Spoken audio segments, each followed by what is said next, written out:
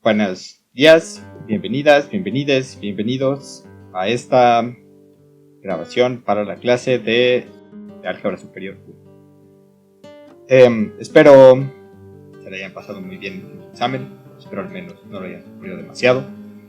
Creo que estaba muy bonito. Ya el martes podemos revisar como algunos detalles y si no, en la ayudantía podrán resolverlo con toda calma. Habiendo dicho esto, pasemos rápidamente al tema de hoy para hacer este video lo más corto que se pueda, porque yo sé que están cansados por su examen. Entonces tratemos de hacerlo corto. Bueno, entonces vámonos rápido al pizarrón. Recordarán que ya ofrecimos una definición general de intersección. Esta fue la definición general que ofrecimos. Si la definición nos quedó así: sea I un conjunto de índices y AI con I minúscula en I, una familia de conjuntos. Esto quiere decir que para cada I en I, AI es un conjunto. Entonces definimos la intersección de la familia de las AIs como la intersección de las Is en Is de AI es el conjunto de las X's, tales que para toda I en I mayúscula, X pertenece a AI. Ya discutimos mucho sobre cómo se ve esto en algunos ejemplos y vimos cómo esto en realidad generaliza la definición binaria que nosotros habíamos dado de la intersección. Es decir, esto lo que nos dice es: si tienes una familia de muchos conjuntos, la intersección son justo los elementos que pertenecen a todos ellos. Para eso nos sirvió el cuantificador universal. Como ya hemos visto, el cuantificador universal generaliza de alguna manera al operador conjunción de la lógica proposicional. Entonces, de la misma manera, esta intersección generalizada va a generalizar a la intersección binaria que ya hemos introducido al principio del curso. Ya vimos algunos ejemplos, entonces lo que vamos a hacer en la clase de hoy es ver algunos resultados básicos sobre esta nueva operación conjuntista. Entonces, vámonos rápidamente. Esta va a ser la proposición. Esta va a ser la proposición 1.22, que dice de la siguiente manera. Proposición, lo pongo con blanco.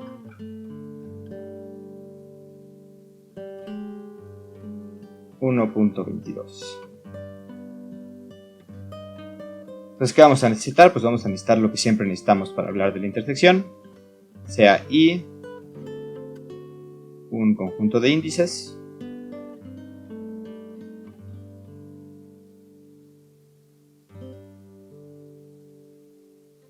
y AI con I en I una familia de conjuntos.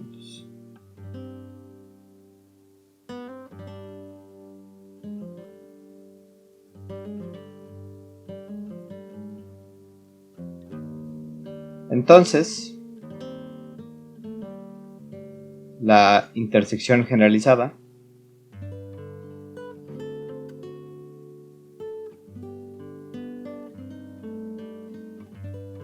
satisface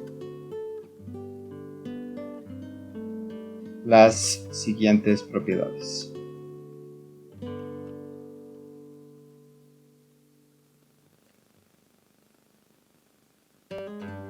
Entonces, 1, tenemos que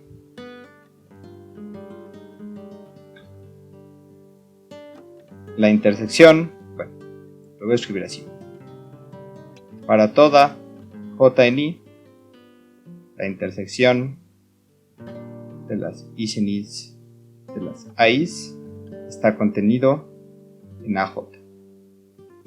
Es decir, la intersección de todos los intersecandos está contenido en cada uno de los intersecandos. Eso lo podemos ver fácilmente en el dibujo. Tenemos varios intersecandos. Entonces, en este caso, la intersección va a ser justo esto que quedó aquí. Entonces, ¿qué es lo que se está diciendo? Pues que si este es A1, este es A2, este es A3 y este es A4, pues tenemos que en este caso el conjunto de índices es el 1, el 2, el 3 y 4. Y entonces la intersección de las i sin is de A y está contenido en cada j, para todo j en i. Y pues sí, ¿no? Porque justo esta intersección está contenida en A1, está contenida en A2, está contenida en A3 y está contenida en A4. Más falta fijarse bien en cuáles son las formas de cada uno de estos 4 conjuntos. Entonces esto es lo que dice la primera parte de nuestra proposición, y la segunda lo que va a decir es que si existe j en i tal que AJ es igual al vacío, entonces la intersección de las i en is, la intersección de i en i de las a's es igual al vacío. Esto también es muy sencillo de ver. Si tenemos otra vez varios conjuntos, A1, A2, digamos, A3, y nuestro A4 es igual al vacío, el cual no lo voy a dibujar pues, porque no tiene ningún elemento. Entonces cuando hagamos la intersección de las i con i en i de las a's, esto va a tener que ser el vacío. ¿Por qué? Porque recuerden cómo definimos la intersección. La intersección es el conjunto de las x's tales que x estén ahí para toda i en i. Pero yo sé que hay una ai que es el vacío. Entonces pues no va a poder existir ninguna x que pertenezca a todas las a's, porque hay una i que no tiene ninguna x, que no tiene ningún elemento. Entonces, al final la intersección también va a ser el vacío. Eso de todas formas lo vamos a ver en la demostración en un momento. Solo quería pues, que vieran cómo queda esto con algunos ejemplos nada más de poquitos conjuntos. Ok, pues vayamos rápido a la demostración. Entonces, demostración. Sean y la familia de a's con i en i como en las hipótesis.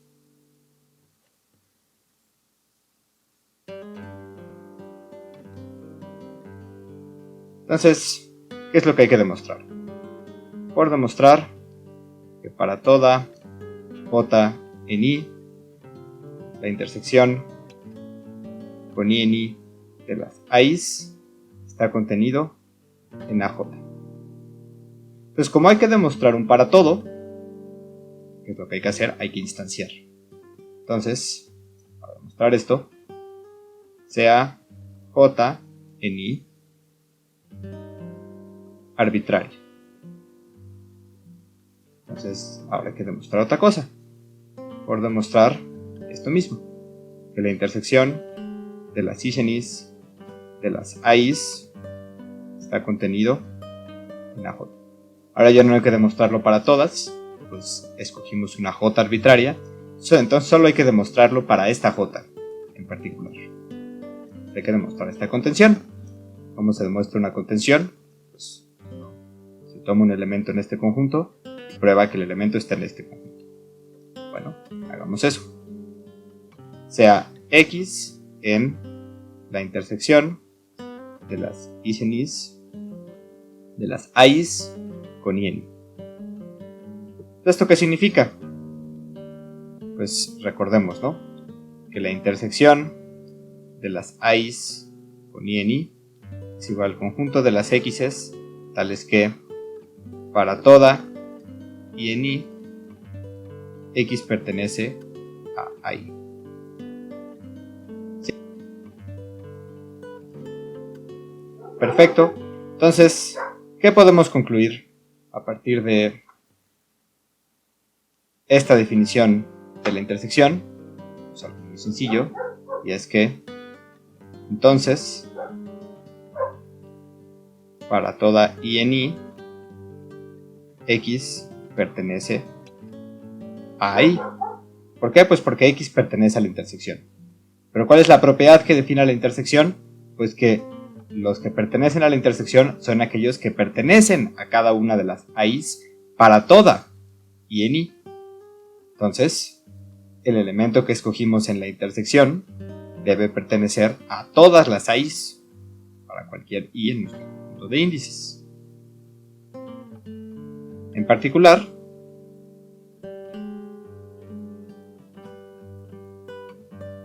X pertenece a AJ, pues la J con la que empezamos es uno de los índices. Si para cualquier índice X pertenece a I, en particular para el índice con el que empezamos, que era este índice J en I. Y pues fíjense que ya terminamos, ¿no? Empezamos por una X en la intersección y terminamos con que X pertenece a AJ.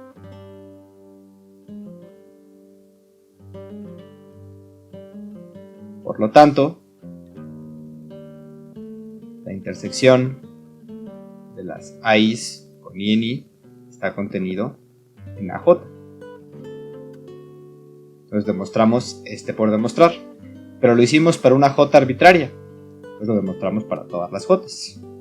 Entonces, por lo tanto, para toda J en i, la intersección de las i's con i en i está contenido en AJ. Y esto ya demuestra el primer inciso de nuestra proposición. Ahora vayamos con el segundo. Entonces, ¿qué dice el segundo? El segundo dice, en particular, si tienes una AJ que es igual al vacío, entonces toda la intersección es igual al vacío. Y bueno, en realidad esta segunda parte de la proposición se puede probar de dos maneras. Vamos a probarla de las dos maneras para estar seguros de que están entendiendo, ¿no? Pues la primera en realidad es muy sencilla y viene de la anterior. Vamos a probar el inciso B por demostrar que si existe J en I tal que AJ es igual al vacío, entonces la intersección de las i's con i en i también es igual al vacío. Bueno, pero si existe J en i tal que AJ es igual al vacío, por el inciso anterior,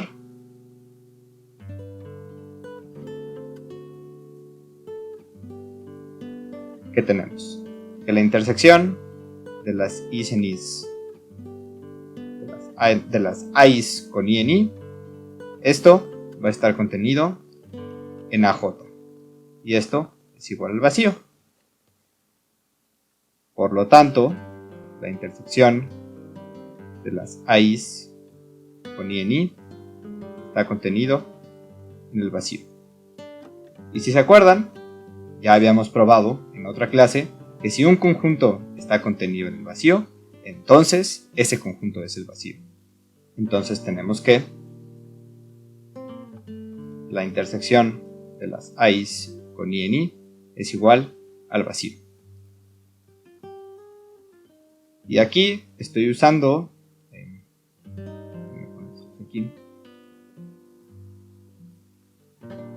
esto está usando el inciso, es el inciso 3 del teorema, lo acomodo bien, el teorema 1.13. El inciso 3 del teorema 1.13 dice que si tengo un conjunto que está contenido en el vacío, entonces ese conjunto es el vacío. Y pues esto ya prueba justo lo que queríamos demostrar. En realidad esta demostración como que utiliza muchas cosas que ya vimos, pero podemos hacer una demostración que no utilice todo lo que ya hemos visto si no se acuerdan, si todavía por ejemplo el inciso anterior todavía no lo entienden del todo bien. Entonces Hagamos otra demostración.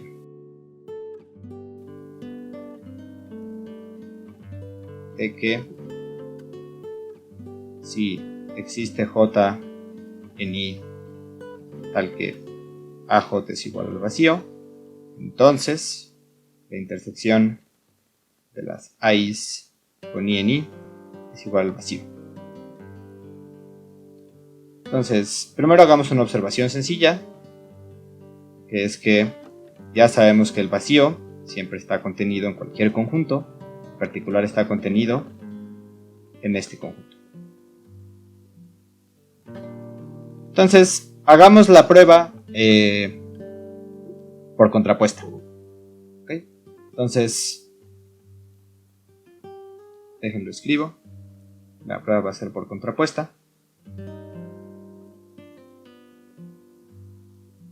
Y entonces, ¿qué es lo que hay que demostrar?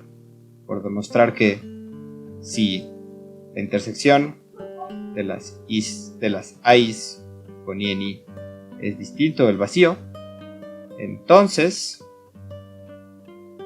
no es cierto que existe una J en I tal que AJ es igual al vacío. Es decir, entonces para toda J en I, AJ es distinto del vacío. Aquí estoy usando, si se acuerdan de lo que vimos en lógica proposicional, que la negación de que existe J en I tal que AJ es igual al vacío, la negación de eso es que para toda J en I, AJ es distinto del vacío. Para negar un cuantificador, se cambia el cuantificador y se niega de lo que está hablando. Entonces, si estaba diciendo que AJ es igual al vacío, aquí tengo que decir que AJ es distinto del vacío. Esto lo pueden revisar en la parte de lógica proposicional. Perdón, de lógica de predicados, cuando vimos la negación de cuantificadores. Ok, entonces ahora lo que hay que probar es esto. Bueno, pero probar eso ya es mucho más sencillo. ¿Por qué? Porque si la intersección de estos conjuntos es distinto del vacío, entonces existe X, vamos a ponerle subíndice 0 en la intersección. Ajá. Pero recordemos una vez más cómo se define la intersección. La intersección se define como el conjunto de las X's tales que para toda I en I, X pertenece a AI. Bueno, entonces, para toda I en I, X0 pertenece a AI. ¿Sí? Como X0 pertenece a la intersección y la intersección son todos los elementos que pertenecen a todos los intersecandos, entonces este elemento que pertenece a la intersección pertenece a todos los intersecandos, pertenece a todos los AI. Bueno, pero entonces ya exhibimos un elemento, a saber X0, que pertenece a todos los AIs. Entonces, por lo tanto, para toda I en I, AI es distinto del 0. Sí, esto debería ser muy claro porque, pues, ¿qué fue lo que hicimos? Mostramos que había un X0 que pertenecía a todos los intersecandos. Entonces todos los intersecandos tienen al menos un elemento.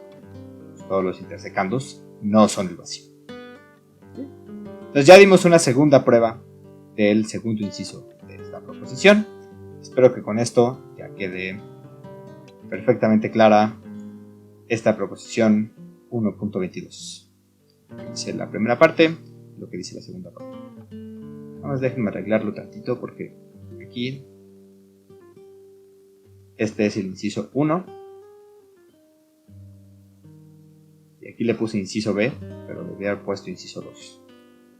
Lo corrijo. Vamos al inciso 1 y el inciso 2.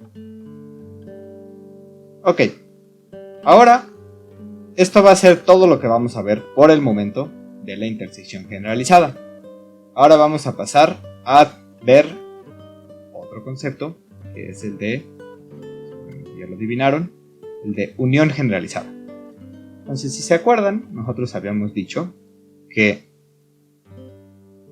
alguien pertenece a la unión de A unión B, cuando A unión B son conjuntos, si y solo si X pertenece a A o X pertenece a B. Entonces, ¿qué operador estábamos usando? El operador disyunción. Como recordarán, hay un cuantificador que generaliza al operador disyunción, que es el existencial. Entonces, así como le hicimos para la intersección, que generalizamos la intersección binaria con la intersección generalizada utilizando el cuantificador universal, ahora vamos a generalizar la unión binaria utilizando el cuantificador existencial. Entonces, vamos a ver la definición. La definición dice así. Definición. Una vez vamos a necesitar una familia de un conjunto de índices.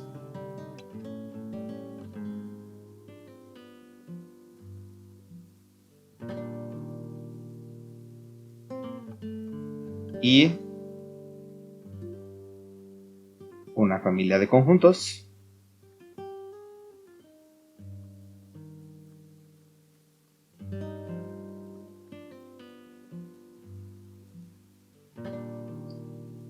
Entonces, definimos la unión generalizada.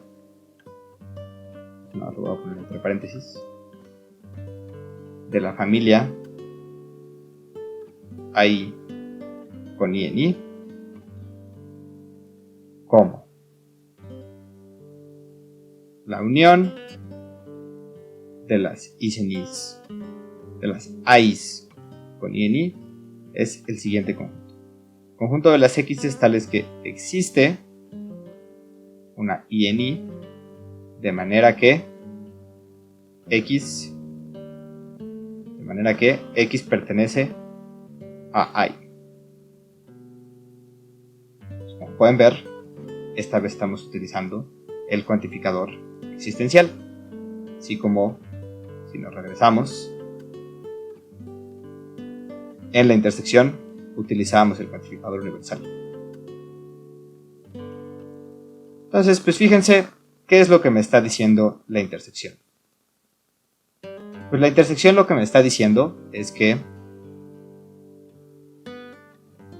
si X pertenece a la unión de las A's con I en I, si y solo si existe una I en I, de manera que X pertenezca a AI. Y si recuerdan, lo que significaba este cuantificador existencial, significaba que al menos hay alguien, al menos hay un índice que hace que este predicado sea verdadero. Entonces aquí, ¿qué es lo que estamos diciendo? Pues que si tienes, digamos por aquí, muchísimos conjuntos,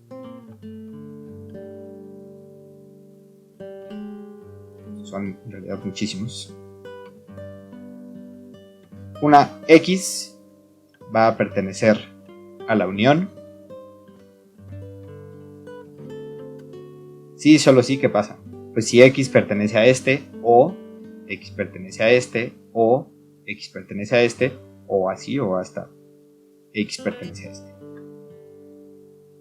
Es decir, si esta cantidad de conjuntos es una cantidad que no es finita, es una cantidad de conjuntos que es infinita, de algún tamaño, incluso puede ser muy grande, pues lo que estamos diciendo es que basta que la X pertenezca a alguno de ellos para que pertenezca a la unión.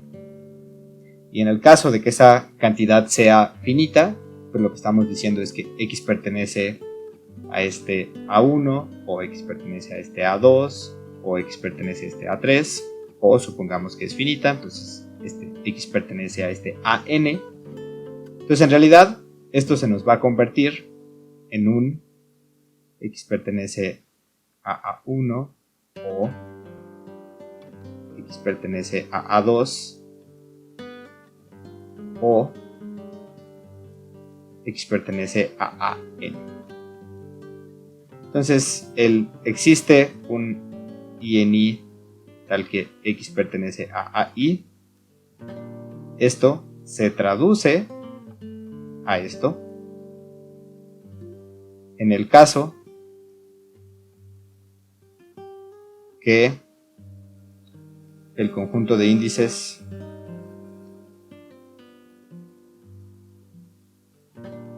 sea, por ejemplo, I igual a el conjunto desde 1 hasta N. Es decir, sea un conjunto finito de índices. Entonces, pues eso nos dice que sí, que esta noción de la unión generalizada sí generaliza a la noción que nosotros ya teníamos de la unión en el caso de la unión finita. Y entonces, en el caso en que el conjunto de índices sea este, tenemos que la familia de las A's con INI se convierte en, pues nada más la familia desde A1 hasta AN, y entonces escribimos, y esto sí lo voy a poner con otro color, con azul,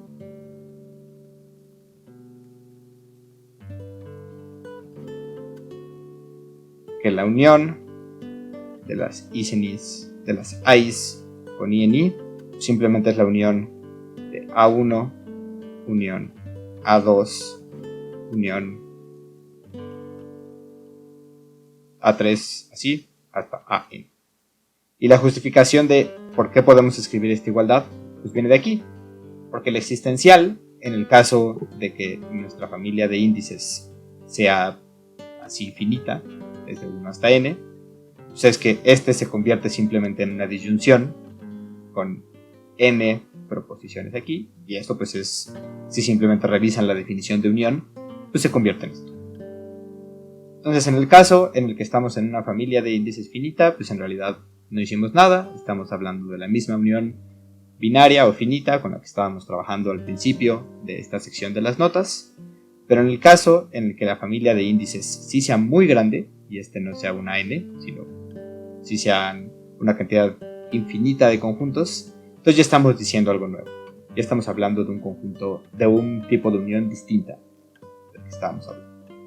Bueno, pues ahora, igual como en el caso de la intersección, me gustaría darles algunos ejemplos. Pues vamos a ver uno que seguramente ya se van a acordar un poquito. Es parecido a uno que vimos en la intersección. Los ejemplos. Ejemplo 1. Entonces, sea I igual a los naturales. El conjunto de índices con el que vamos a trabajar van a ser los naturales. Y supongamos que para toda n en n, el conjunto de índices, AN es igual a lo unitario de n. AN es simplemente el conjunto que solo tiene al natural que está en el subíndice. Entonces A0 va a ser el conjunto que solo tiene el 0, A1 va a ser el conjunto que solo tiene el 1, A2 va a ser el conjunto que solo tiene el 2, y así sucesivamente. Pues la pregunta es, ¿quién va a ser la unión de las n sin n de AN? Y resulta que esa unión son todos los naturales. Y supongo que eso se ve de manera más o menos clara, ¿no? Porque tenemos al 0, luego tenemos al 1, luego tenemos al 2, luego tenemos al 3, si nos seguimos luego tenemos a n, y así nos vamos a seguir. Entonces, el conjunto que solo tiene a este va a ser a 0, el conjunto que solo tiene a este va a ser a 1, el conjunto que solo tiene a este va a ser a 2, el conjunto que solo tiene a este va a ser a 3, el conjunto que solo tiene a este va a ser a 4. Entonces, la unión de todos esos, recuerden, la unión son aquellos elementos que pertenecen a al menos uno de los conjuntos que estamos uniendo. Vamos a tener que el 0, pues sí pertenece a 0, ¿no? O sea, el 0 sí va a estar en la unión. El 1, pues sí pertenece a 1, sí va a estar en la unión. El 2, pues sí pertenece a A2, también va a estar en la unión. Y así, cada uno de los naturales va a pertenecer a exactamente uno de estos ANs. Entonces, pues todos los naturales van a estar aquí. Y claramente todos estos subconjuntos de natural son subconjuntos de n, entonces pues, la unión va a estar contenida acá. ¿Sí? Pues vamos a probar eso. Lo voy a hacer yo creo en otra hoja para no encimar aquí demasiado. Entonces vamos a demostrar eso. Por demostrar que la unión de las ANs con n en n son los naturales. Entonces recuerden, para demostrar una igualdad entre conjuntos se demuestra una doble contención. Primero vamos a demostrar esta contención. ¿Sí? Entonces vamos a tomarnos un elemento aquí. Eso lo voy a hacer por otro. Sea X en la unión. Bueno, pues ¿eso qué significa? Pues la unión de las n's en n's de los ANs es y quién es. Es el conjunto de las x's tales que existe una n en n de manera que x pertenece a n. Sí, así queda definida nuestra unión. Entonces, como x pertenece a esto, ¿qué significa? Pues que entonces existe una i en i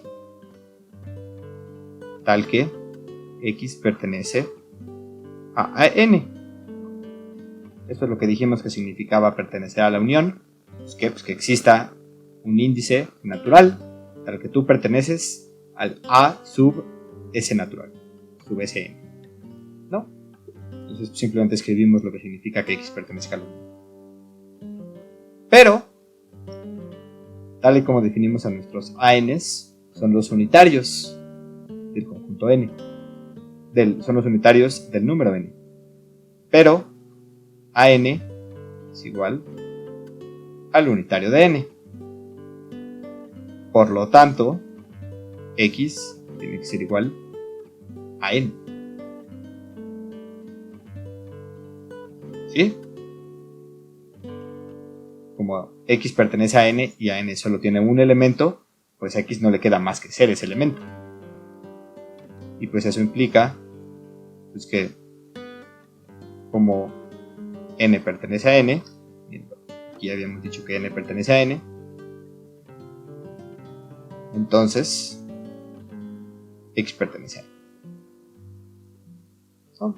Y fíjense que empezamos con que x pertenecía a la unión y acabamos con que x pertenece a n, entonces ya probamos esta contención. Ahora vamos a probar la otra contención. Entonces, sea ahora n en n. Tomémonos un natural. Bueno, observen lo que hicimos aquí. Entonces consideremos a sub n igual al unitario de n. Entonces, sabemos que n pertenece a n. Miren, a n solo tiene al elemento n. Pero fíjense cómo se ve la unión. La unión son todos aquellos elementos para los cuales existe un índice n tal que x pertenezca a n. Bueno, aquí ya tenemos un índice, el índice n en n. Y aquí tenemos que n pertenece a n. Entonces, como para este índice n pertenece al a sub n, entonces n pertenece a la unión.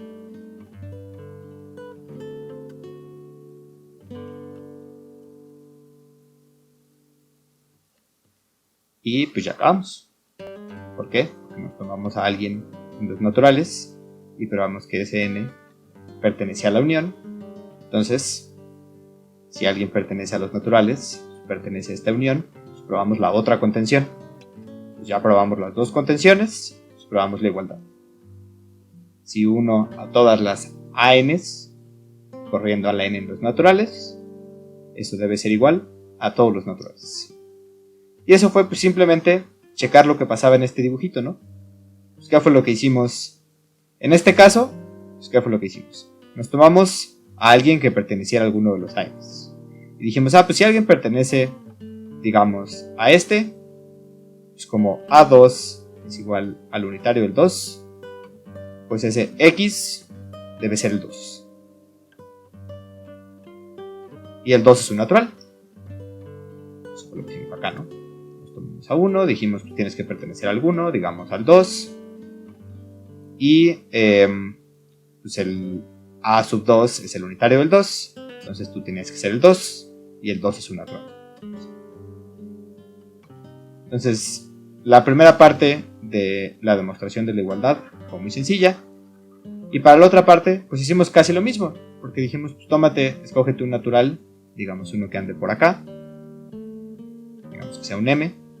Pues ese lo puedes ver como AM, es el unitario de M.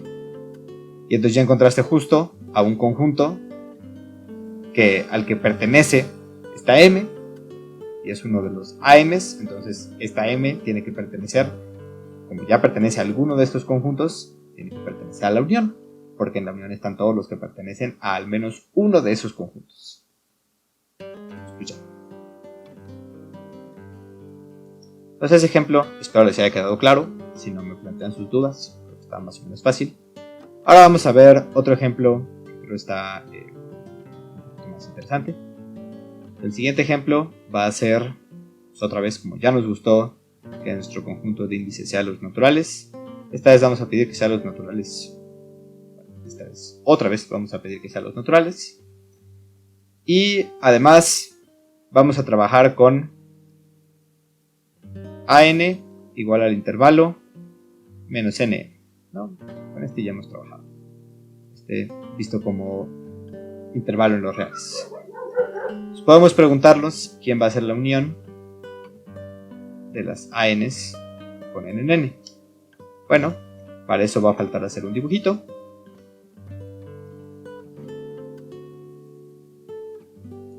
Y vamos a ver dónde me van quedando mis conjuntos.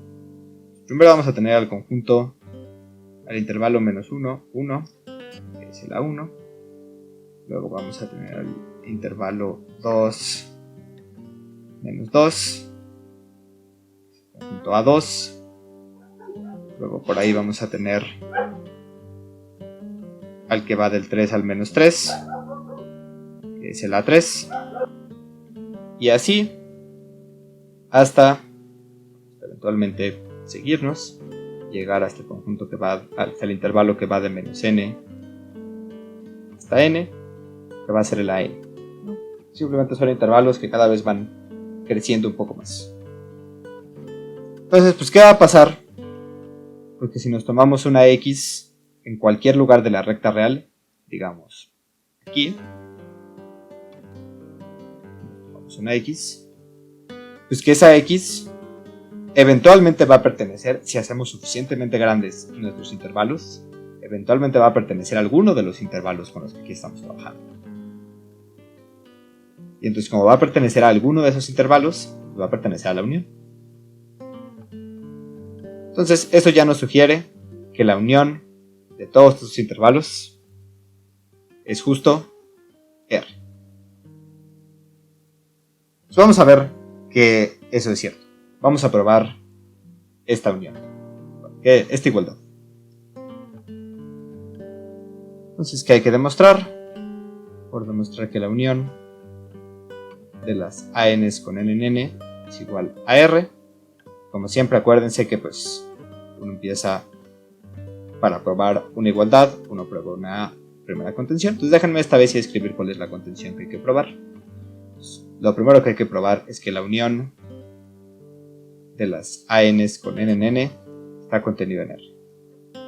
Y esto pues en realidad va a ser muy fácil, porque vamos a tomarnos a alguien aquí, sea X en la unión de las ANs. Recuerden cómo se ve la unión de las ANs. Entonces es el conjunto de las X tales que existe una N en N de manera que X pertenece a AN. ¿Sí? Entonces, como X pertenece aquí, sabemos que existe una N en N tal que X pertenece a AN. Pero AN es igual al intervalo menos NN, ¿no? Así hemos definido a nuestras ANs. Entonces, X pertenece a el intervalo menos NN. Pero recuerden que esto lo estamos tomando como un intervalo en R. Entonces, menos NN está contenido en R. Por lo tanto, X pertenece a R. Si X pertenece a este intervalo, y este intervalo lo estamos pensando como un subconjunto de R, pues X en particular pertenece a R. Entonces, si lo leemos aquí, nos tomamos a alguien en la unión, y aquí probamos que si alguien en la unión pertenece a R, entonces, pues, ¿qué hicimos? Probamos esta contención. Ahora vamos a probar la otra. La otra sí tiene un poco más de chiste. Pues, ¿cómo la vamos a hacer? Es lo que hay que probar. Tal vez hay que probar que los reales están contenidos en la unión con la que estamos trabajando. Es decir, que si me tomo un real, lo puedo ver como alguien de esta unión. Bueno, vamos a ver eso. Entonces, sea X en R. Asumo que esto ya lo vieron en cálculo, y si no, pues ahorita revisamos por qué, pero por propiedad arquimediana,